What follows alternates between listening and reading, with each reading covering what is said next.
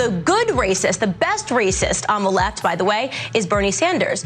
She's back at it again. The correct answer about the culture of victimhood and why it's so attractive is it because it makes life easier. Dropping the lack of a deep understanding for profit. I want to come out and say that I do not support George Floyd and the media depiction of him as a martyr for Black America. Stop taking away our self-confidence by telling us that we can't because of racism, because of slavery. I've never been a slave in this country. Guess what, y'all? Candace thinks racism doesn't exist. Yay! She is as credible as a $6 bill. She is brash and will not bend the knee for Black America, rather to Donald Trump and the Republican Party. When it came to the issue of trans youth in the U.S., Owens, like plenty of Republican governors, proudly lashed out and made her feelings known. If you have a mental disorder, that's fine. I don't need to come up to you and tell you that I think you have a mental disorder. That would be rude. Right. But when you have a mental disorder and you're now requiring that I have a mental disorder, right, to meet your mental disorder, that doesn't work for me. This is simply who she is, following in the footsteps of this dope. My place of comfort has been removed from me, and it may not be restored until there are actual sports leagues that remove politics from the sports. The so-called wonderkin himself, Ben Shapiro. You see, Shapiro started the conservative talking point some time ago when he said that transgenderism is a mental health disorder. I'm not going to call you her just because you're a grown man and you're wearing a wig and a dress. So is it any surprise Owens follows in a white supremacist footsteps?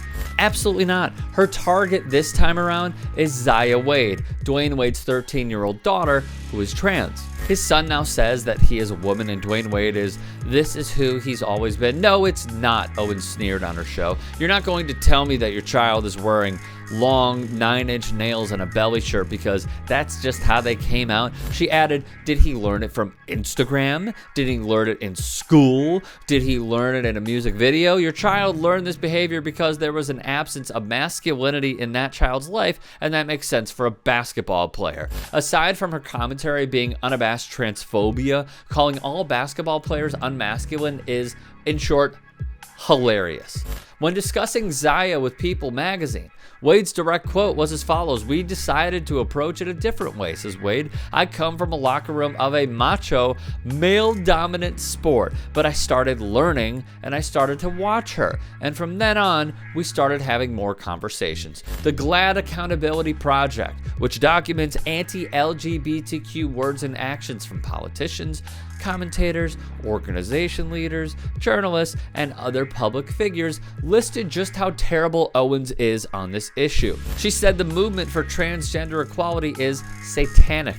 Said, "I cannot think of anybody's emotional capabilities that are more unstable than somebody that is transitioning from a male to a female," and mocked Transgender Day of Remembrance with a tweet asking if there is a Black on Black Crime Remembrance Day. She mocks feminism by playing into the conservative mindset in everything she does because simply it has led to her ascension in this country. In the past, she's also stood her ground on the false claim that only women can give birth, spoken out against trans soldiers serving in the U.S. Army, and called the work of trans activists the work of Satan and confusing to children. Most notably, Owens rebuked Harry Styles' Vogue cover where he was photographed wearing a dress, saying, "Bring back our manly men."